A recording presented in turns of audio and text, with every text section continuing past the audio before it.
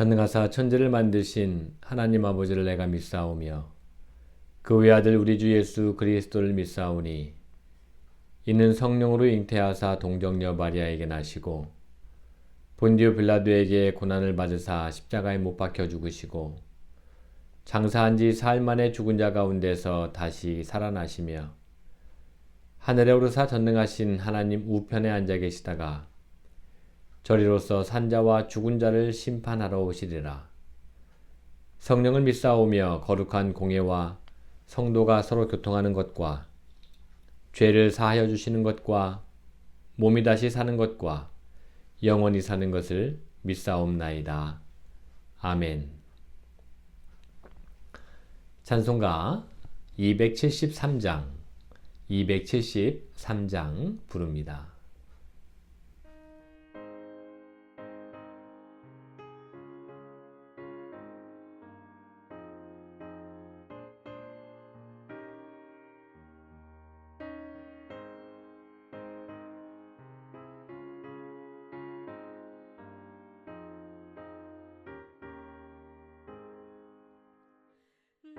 주를 멀리 떠났다 이제 옵니다.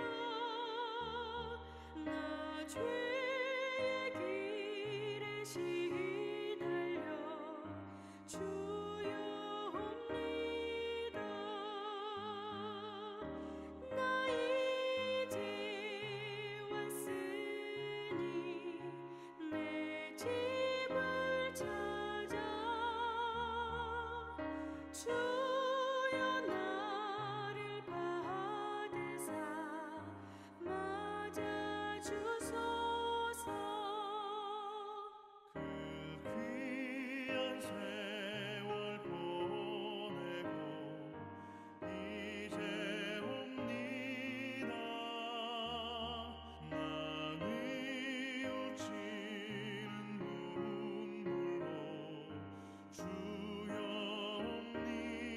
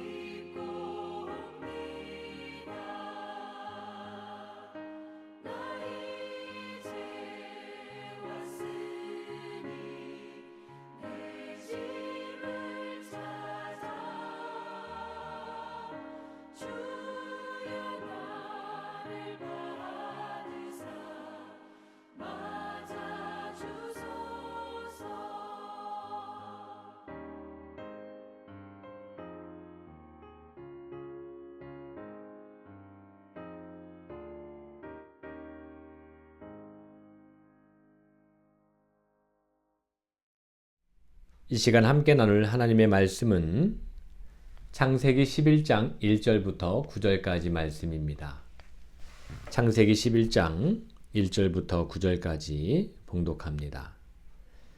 온 땅의 언어가 하나요 말이 하나였더라. 이에 그들이 동방으로 옮기다가 신할 평지를 만나 거기 거류하며 서로 말하되 자 벽돌을 만들어 견고히 굽자 하고 이에 벽돌로 돌을 대신하며 역청으로 진흙을 대신하고 또 말하되 자 성읍과 탑을 건설하여 그 탑 꼭대기를 하늘에 닿게 하여 우리 이름을 내고 온 지면에 흩어짐을 면하자 하였더니 여호와께서 사람들이 건설하는 그 성읍과 탑을 보려고 내려오셨더라. 여호와께서 이르시되 이 무리가 한 족속이요 언어도 하나이므로 이같이 시작하였으니 이후로는 그 하고자 하는 일을 막을 수 없으리로다. 자 우리가 내려가서 거기서 그들의 언어를 혼잡하게 하여 그들이 서로 알아듣지 못하게 하자 하시고 여호와께서 거기서 그들을 온 지면에 흩으셨으므로 그들이 그 도시를 건설하기를 그쳤더라. 그러므로 그 이름을 바벨이라 하니 이는 여호와께서 거기서 온 땅의 언어를 혼잡하게 하셨음이니라. 여호와께서 거기서 그들을 온 지면에 흩으셨더라. 아멘. 반갑습니다. 우리는 지난 시간에 노아 시대, 그 시대에 있었던 홍수에 대한 이야기, 이것에 대해서 생각해 보았습니다. 노아 시대의 홍수가 끝난 후에 하나님께서는 노아와 계약을 맺으시고 그 증거로 무지개를 보여주셨죠.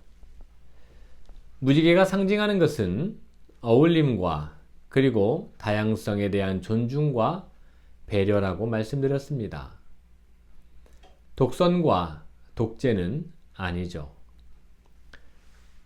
그렇다면 하나님께서 홍수 이후에 증거로 주신 이 무지개를 생각해 본다면 노아 시대가 어떤 모양이었는지 짐작할 수 있습니다. 노아 시대는 무지개와는 정반대의 삶의 모습이었다고 할 수 있죠.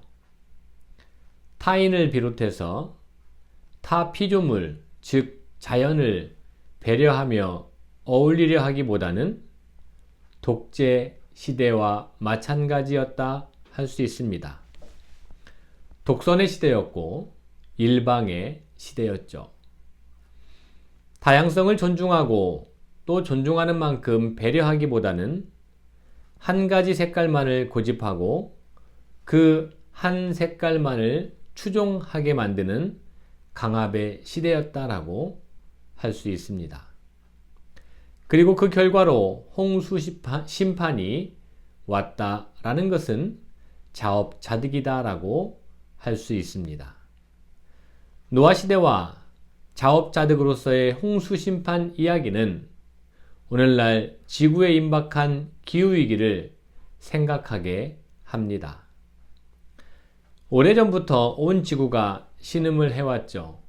사람은 물론 자연계도 신음을 해왔습니다. 이유는 사람 때문이죠. 사람들의 무분별한 발전과 무한 성장의 결과입니다. 이 과정에서 자연은 전혀 배려의 대상이 아니었습니다. 오히려 제외의 대상이었죠. 사람을 위해서라면 정복하며 희생시켜도 되는 대상에 불과했습니다. 그러다 보니 여러 부작용들이 발생했죠. 그때마다 인류는 과학기술로 극복하며 언제까지든지 인간 중심으로 살아갈 수 있으리라고 착각했습니다. 하지만 이제 한계치가 왔죠. 2015년 기후 관련하여 파리협정에서는 21세기가 끝날 때까지 지구의 평균 온도 상승폭을 산업화 이전 시대와 비교해서 2도 이하로 유지하면 좋고 적어도 1.5도 이하로 억제하는 것이 바람직해서 이것을 위해서 각국은 가능한 조처를 할 것에 대해서 합의했습니다. 더 이상 미루면 안 되죠. 만일 미룬다면 또 한 번의 홍수로 인류는 자업자득의 심판을 맞게 될 수 있습니다. 이 땅의 교회와 그리스도인들은 그 어느 때보다 온 우주 만물을 창조하시고 보시기에 좋다고 하신 그 하나님의 심정으로 피조물과 사람들을 살려내려는 노력에 앞장서서 힘을 쏟아야 할 때입니다. 오늘은 같은 흐름으로 바벨론 이야기를 잠시 나누고자 합니다. 에덴 동산에서 사탄의 유혹에 넘어가서 죄의 지배를 받게 된 사람의 속성은 하나님과 같이 되려는 욕망이라고 말씀드렸습니다. 이 욕망이 가인에게는 시기심으로 동생 아벨을 죽이게 했죠. 이 욕망이 노아 시대에는 마음으로 생각하는 모든 계획이 항상 악하게 되었습니다. 홍수 사건 이후에 벽돌을 만들어 견고히 굽자, 벽돌로 돌을 대신하며 역청으로 진흙을 대신하고 성읍과 탑을 건설해서 그 탑 꼭대기를 하늘에 닿게 해서 우리 이름을 내고 온 지면에 흩어짐을 면하자라는 구절에서 잘 나타나듯이 사람들이 모여서 자기들의 힘으로 홍수를 견뎌낼 만한 초대형 건축물을 쌓고 그리고 하나님보다 더 높아지려는 시도를 하고 있었습니다. 그 결과는 어떻게 되었나요? 사람들이 한 곳에 모여서 자신들의 이름을 온 세상에 알리려고 저마다 혈안이 되다 보니 결국에는 서로 의견이 맞을 리가 없습니다. 서로 자기가 우두머리가 되려고 하니 마음도 뜻도 행동도 결코 하나가 될 수 없죠. 서로 자신들의 의견을 관철시키려고 하다가 의견 충돌이 일어나고 비슷한 생각을 가진 사람들끼리 모여서 사분오열된 채 서로 주도권 다툼을 벌였을 것입니다. 이해관계가 엇갈린 사람들을 서로 연합시킨다는 것은 사실상 예나 지금이나 불가능하다 할 수 있습니다. 이처럼 서로 의견이 충돌하게 되다 보니 감정이 대립하게 됩니다. 그리고 감정 대립은 어느새 적대감이 되었고 곧 원수가 되어 버렸습니다. 원수가 된 이상 같은 지역에서 살아갈 수 없게 되죠. 이제는 안 보고 싶어 합니다. 차라리 안 보고 사는 게 낫다고 생각합니다. 그러다 보니 서로 등을 돌리고 멀리 떠나서 관계를 아예 단절한 채 살아가죠. 왕래 없이 오랜 시간이 지나자 각기 다른 문화가 생겨나죠. 급기야 언어조차 통하지 않게 됩니다. 같은 문화를 가지고 있으면서도 서로 알아듣기 힘든 지역 사투리가 생겨나는 것. 지금 우리나라로 치면 서울말과 제주말이 상호 의사소통하는데 어려움이 있는 것과 같죠. 이처럼 언어 혼잡이 이러한 과정을 거쳤을 것이다 라는 짐작을 할 수 있습니다. 하나님께서 만드신 이 세상은 심은 대로 거두기 마련입니다. 서로 높아지려고 아우성을 치다 보면 모두가 비극에 이르고 말죠. 이런 현상을 본문에서는 바벨, 즉 하나님께서 언어를 혼잡하게 하여 온 지면에 흩으셨다라고 표현하고 있는 것입니다. 이것은 하나님께서 서로 말이 통하지 않게 갈라놓으셨다라는 뜻이 결코 아닙니다. 하나님께서 만들어주신 창조의 법대로, 자연의 법대로 되었다는 뜻입니다. 그리고 오히려 하나님께서는 이런 현실을 안타깝게 여기셨다라는 것을 문자 너머의 함축과 음패와 암시하는 방식으로 이야기하고 있습니다. 하나님 아버지는 하나님의 형상과 모양대로 지으신 사람을 결코 함정에 빠뜨리시는 분이 아니십니다. 죄를 지을 때마다 벌을 주시거나 결코 사람을 골탕 먹이시고 힘들게 하시는 분은 아닙니다. 하나님의 유일한 소망이 있다면 만드신 모든 피조물들이, 모든 사람들이 저마다 막힘없이 소통하며 행복하게 살아가기를 바라십니다. 단지 사람들이 스스로 자기 욕심에 이끌려 파국의 길로 가고 있을 뿐이고, 그 파국의 길로 치닫는 사람들을 향해서 지금 가고 있는 파국의 길이 파국의 길인지 혹은 성공의 길인지 분별하기를 소망하고, 만약에 스스로 파악해서 그 길이 파국의 길로 인정하고 그 길로 가고 있다면 가던 길에서 돌아오기를 안타까워하시면서 눈물로 기록하신 말씀이 바벨탑 이야기입니다. 따라서 바벨탑 이야기를 하나님의 마음으로 읽으면 심은 대로 거두는 법이니, 이것이 창조의 법이니, 누구든지 크고자 하는 자는 섬기는 자가 되려고 심고, 누구든지 으뜸이 되고자 하는 자는 모든 사람의 종이 되는 길로 심으라는 예수님의 가르침이 떠오릅니다. 역시 예수님은 하나님 아버지의 아들이요, 하나님은 예수님의 아버지이십니다.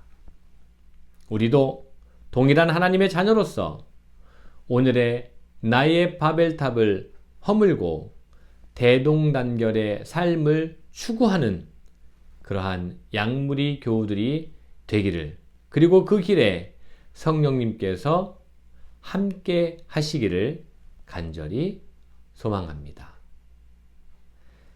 오늘은 이것으로 창세기 14번째 시간을 모두 마칩니다. 주님 가르쳐 주신 기도하겠습니다.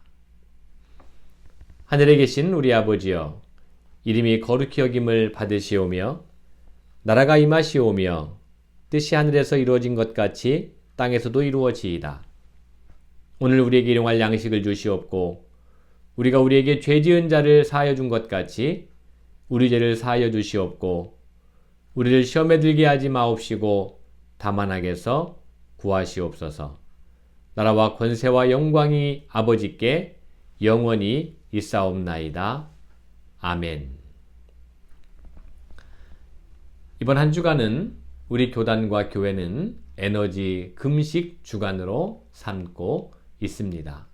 우리가 할 수 있는 작은 일부터 하나님 만드신 이 피조 세계를 회복시켜 간다라는 믿음과 소망을 가지고 제 역할을 다 해주시기를 거듭 당부드립니다. 고맙습니다.